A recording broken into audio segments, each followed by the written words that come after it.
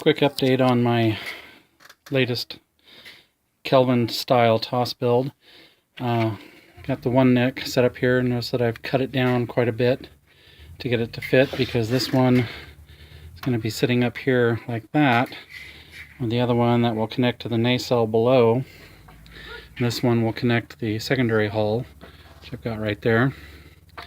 So I've drawn out where I need to cut that out, so I'm going to be very conservative with it at first and cut it within those lines and see if that'll fit, and then start sanding and filing to get it to where it'll be a nice tight fit, so the structure will hold. I also don't know if those are long enough right there to hold in there, or if they're too long right now, because the other neck goes right up flush with the top there. So I'm just going to have the thickness of the upper saucer piece to hold it, and I can put supports in the other neck that will glue up into here as kind of cross members to help structurally with that.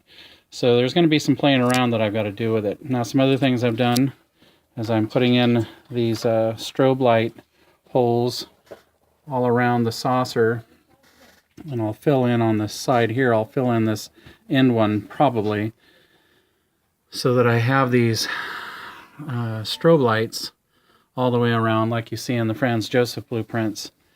And that'll be a nice little thing that I do with these. I'm also going to be putting on the phaser emplacements, the turrets that I got from Blap Models. It's too bad that Blap has decided to suspend business.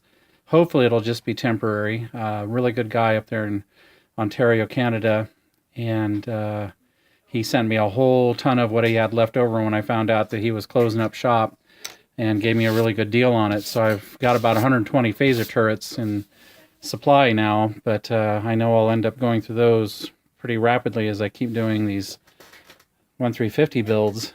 So I'm hoping that I can drop him a text every now and then, and he can run me off a few dozen as I need them. Seems to be a really good guy with something like that. I guess he just couldn't really make the money work out the way he was doing it. Now with the secondary hull, I've got the vents in and putting in those structural support. You can see them on the inside, those cross members there with the ribs. That helped curve those a lot better now.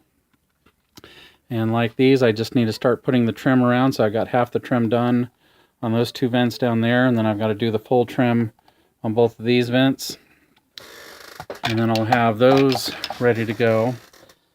On the neck, I've got those vents put in, and I'm going to start putting some of the